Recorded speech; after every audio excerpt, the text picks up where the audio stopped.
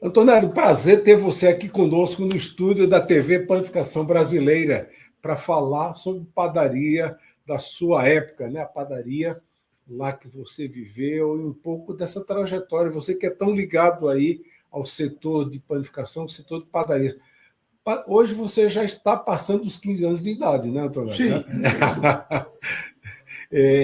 Tem uma jornada aí interessante. Você, quando criança, a long time ago, há muito tempo atrás, viveu a primeira experiência com padaria em que cidade? A primeira experiência é na minha cidade de origem, que é a cidade de Americana. Essa padaria não me dava muito trabalho, porque ficava praticamente 2 quadras de casa, então favorecia bastante. E era um processo um pouco diferente do que se compra, ou do que se vende. Você tinha lá, você ia para a padaria, você ia com uma cadernetinha, com o seu lápis, o seu. Levava uma mochilinha de para pôr pão, aquele saco de pano? Não levava nada disso, não. Você realmente pedia de manhã, geralmente, né, o pão, e se você tinha 1, 2, 3 pãezinhos, eles punham isso naturalmente no saquinho pequeno. Era bem. Não era de coisas gastas que tem hoje, não. E quando era uma coisa maior, logicamente, eles faziam, para não ter uma sacolinha maior, eles faziam dupla, né? Punha 2 pãezinhos de um lado, 2 pãezinhos de outro. E aí marcava na caderneta, se batia aquele papo e ia para casa, todo feliz, né? Todo feliz. Isso você tinha que idade? Você lembra aí? Bom, eu fazia isso para meu pai e para minha mãe, né? Então, isso já começou eu fazer com quem tinha uns 7, 8, uns 9 a 10 anos. 9 a 10 anos. Quer dizer, ia sozinho para a padaria? Sim, porque mesmo com esta idade, eu já ia praticamente sozinho para a escola, que era o curso primário, entendeu? Olha que interessante, né? Agora, pelo que eu entendi aí, a sua casa era bem próximo da padaria. Então, de lá você já sentia quando tinha pão sendo assado, né? Já se dava para sentir o cheiro. Poxa,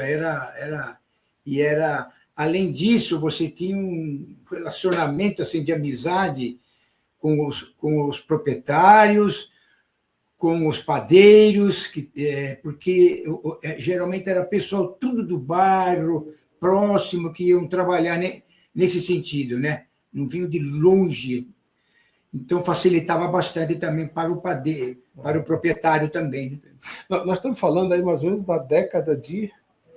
que seria... seriam... 50... 60, 61. Então, vamos lá, década de 60. Agora, nessa década de 60, nós vamos entrar nessa padaria junto com você agora. Isto. Muito bem. Como é que era a frente dessa padaria? Você consegue lembrar? Tinha uma fachada? Sim. Como é que era o balcão? Era balcão de madeira ou balcão de fórmica? Essa padaria, bom, era uma padaria de esquina, logicamente. Ela não tinha, assim, o balcão de atendimento dela era uma coisa, assim, nada de... muito simples, uma coisa... uma coisa normal, assim, de uma mesa comum, com uma toalhinha em cima, onde você pedia, punha-se na toalhinha, embrulhava-se e fazia toda essa situação que eu lhe expliquei, né? Marca na caderneta. E tinha fila, normalmente essas padarias ainda... Filas tinham, sim, mas as filas eram interessantes no seguinte, como 1 ou 2 atendiam, geralmente o proprietário e a proprietária que faziam esse trabalho de embrulhar. De embrulhar, olha que interessante. De embrulhar, de entregar, de comprar. Ô, senhor Mínio, ô, José Carlos, ô, dona Maria, aquela coisa assim. E tinha o caixa ou era a mesma pessoa que embrulhava, recebia? Não é a folga de hoje, não. Fazia-se tudo, fazia-se tudo. Então, lá no fundo, que é o padeiro, você encontrava lá 3 pessoas, era uma coisa assim muito pequena, não era. E é interessante que se fazia isso durante o dia, na parte da tarde, quando muitos já não iam buscar, né? Não eram constantes, e na parte da noite você não tinha mais isso, né? De pães, a não ser que você pegasse lá algumas balas, algumas coisinhas assim para ter para você ter uma satisfação de estar chupando alguma coisa, ou comprar alguma coisa, aquelas coisinhas de Maria Mole, aquelas coisinhas comuns, que era a coisa antiga, né? Tinha aquele carrossel de balas, de vidro que Não, girava, não, nada disso, nada disso. Era na base o pão era no peso? O pão era no peso. No peso. A mercadoria jogava na caixinha, lá no papel, lá, fechava-se e você levava, né? E a padaria, além de pães, quer dizer, tinha pães de massa salgada e massa doce. Isto. Você lembra se tinha pão integral nessa época já? Não tinha. Era só massa doce e massa salgada branco, tudo. Isso, branco, isso mesmo. Não tinha, não. E tinha biscoito, bolacha, feito na padaria também? Não, eu vi aqui o biscoito, a bolacha, sim, era feita na padaria, eu me lembro. O biscoito, não, eles compravam, né? Compravam e trazia já, comprava das pessoas que fabricavam o biscoito. Tá, e como a gente está entrando nessa padaria, né? Estamos tentando achar as coisas dessa padaria. Tinha também uma parte de mercearia, venda de farinha, venda de produtos lá enlatados, essas coisas? Não. Realmente era, além dos pães, além dessas coisas que eu citei também, que eram tipo bar, né, que você pega essas coisinhas para você degustar, não tinha isso que você falou, não, nada disso, não.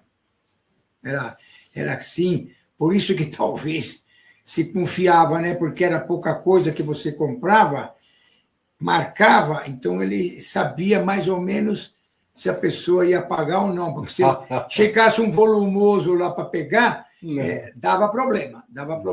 E essa padaria abria que horas e fechava que horas? Ele geralmente, as padarias de hoje, 7 horas, 6h30 estão abertas, né? Ele geralmente não, 8 horas, por aí. 8 horas, e depois se encerrava aí logo na parte. Fechava para o almoço na padaria? Não, tudo aberto. Ficava aberto. Aberto. Então já era um avanço aí. Aberto. Em Americana, bem interessante. Né? Para quem não conhece, Americana é uma cidade aqui no interior de São Paulo. Fica a 100 quilômetros, mais ou menos, de São Paulo, talvez. Isso, fica próximo, né? Isso. E é interessante, né? Pensar numa padaria na década de 60. Nossa. Nós estamos falando aí de um tempo não tão longe dos dias de hoje. Quer dizer, ver como a padaria evoluiu. Agora, você falou que o pão era no peso. Então, o pão francês que a gente tem de 50 gramas, existia também esse pãozinho lá? Ou era filão? Filão Grande. Filão grande. E vinha, às vezes, eu achava interessante o seguinte, que às vezes ele ia comprar um pão, eu quero um pão grande, e vinha aquele pão grande, mas é tipo um bengala? Tipo bengala. Eu falava, mas escuta, eu perguntava para ele, mas escuta, mas isso dá para fazer isso no forno pequeno que você tem? Não, às vezes tem pessoas que prestam serviço e entregam para a gente. Tá, entendi. Agora, uma curiosidade também, você que morava perto de lá, eles tinham, você via depósito de lenha, porque normalmente essas padarias mais antigas tinham lá a montanha de lenha, né? E às vezes vinha aqueles caminhões que descarregavam lenha. Isso, então, tinha também isso aí, que era sempre um problema, né? A lenha. Ratos, essas coisas mas assim. Não era uma coisa assim de assustar, não. Por causa que tinha assim, meu bairro, por exemplo, tinha 2 padarias. É um bairro. Aqui não tem nada. Tinha 2 padarias. Tem 2 padarias. E as padarias, então, não tinha esse esquema aí que como você está está me dizendo. Porque, inclusive, as padarias eram assim, do lado tinha o bar, do outro lado tinha a loja, do outro lado tinha o correio, eram umas coisas assim, sabe, diferenciadas. Então era uma padaria bem central, né? Porque o correio normalmente fica no centro da cidade. Ela praticamente era no centro. Essa uma que eu ia era no centro. Era no centro. A outra, por felicidade minha, também era no meu bairro, que era próximo. Então, tinha pessoas, às vezes, que vinham pondo lá o sapatinho no chão e correr atrás da padaria. Agora, uma coisa que é bem típica, né, das crianças que eram designadas para comprar pão. Aí o Antonélio vai lá, um pacotinho de pão. Você beliscava o pão assim, tirava um pedaço de pão para antes de chegar em casa, que é uma tentação, né, Antonélio? Não. Levava, quente, né? Estava lá quentinho, estava assim, embalado, bonitinho, tal, quanto é, tal. Mexia nada, porque era uma educação diferente, ou seja, pai e mãe, traga o pão direitinho. Então, chegava lá, o pão estava direitinho, entendeu? Legal. Vender manteiga também a granel na padaria ou era já latinha? Não, era latinha. Latinha. Então já estava bem mais avançado. Eu ainda alcancei a venda a granel em cima do papel vegetal. E era latinha pequena, não eram grandes, não. Aí, Antônio, você cresceu, você... Sim. Não sei que idade você saiu de Americana e veio para São Paulo? Eu saí com 20... Com 20 e poucos anos? Não, eu saí com 25 anos. 25 anos. Então, quer dizer, tem 15 anos depois, estamos falando aí da década de 75, mais ou menos. Quando você chega em São Paulo, grande metrópole, você tem lembrança dessas padarias onde você morava agora, em São Paulo? E como é que era? Você lembra o nome da padaria, alguma coisa assim? Em São Paulo? Em São Paulo, já. Então, em São Paulo, com 25 anos. Como em São Paulo eu cheguei, inicialmente eu fui morar com meu irmão, que ele tinha ele a esposa, não tinha filhos, né? Eu fui morar com eles, e esse morar com eles levou uns 6 meses. Então, eu tomava lá todo o cafezinho da manhã, o leite lá, e o pãozinho que era posto na mesa lá para mim tomar, entendeu? Era tudo aquela coisinha delicada lá. E aí, quando eu saí dele, eu fui morar numa família que era evangélica. E gostaram de mim, meu irmão apresentou, falou, vem morar aqui eu te dou um pensionato para você morar com a gente. Lembra o bairro? Qual era o bairro? É o bairro da Bela Vista. Bela Vista, bem no centro. Centro. Então, eu aceitei e fiquei lá um tempo, né, com essa família. Então, lá, logicamente que a coisa mudou, porque tinha a empregada que fazia coisa, tinha a dona que fazia, o senhor que também ajudava. Então, vinha aquelas coisas... Mas... de São Paulo, já é dentro de São Paulo, já é uma coisa diferente. E as padarias que estavam por perto? Tinha. Na própria rua de cima eu tinha padaria boa, tinha uma que é excelente, e depois tinha mais 2, 3 próximo, na parte de baixo, sei lá, também tinha. O que depois, como não começou a faltar, era a padaria. Quando eu ia no centro, eu falava, puxa, aquela padaria, eu ia lá, ia até comer, ia até almoçar. Quer dizer, já nessa década de 70, almoçava. Já tinha almoço lá na década da metade ali de 70, década de 70. Já tinha refeições nas padarias. Né? Quer dizer, você já se virava, porque tinha que correr para a vida. E aí a vida vai seguindo, né, Antônio? E você termina caminhando aí e sendo uma das pessoas que mais tem história, e a gente pode conversar isso em outra oportunidade, sim, mas que tem mais história com as primeiras feiras de panificação, né? Isso. Você vê, né, da vivência na padaria, como todo brasileiro, mas você termina caminhando para a primeira feira. Então, nós vamos falar aqui só da primeira feira de panificação, como você chegou para trabalhar em feira de panificação. Aí paramos aqui para deixar para a próxima conversa que a gente possa ter. A primeira feira de panificação não não foi a primeira feira, nem a segunda, porque o pessoal já estava fazendo essa feirinha, era pequena. Eu entrei da terceira em diante. Essa é porque... E qual era a feira? A FIPAM. Já era a FIPAM. Já, a primeira e segunda foi feito assim, lá na Avenida Paulista, no lugar... Que eu não participei, porque eu não estava no esquema. Tá. Mas depois eu soube que era feito lá na Paulista, num lugar, tal, aquelas coisinhas simples, tal.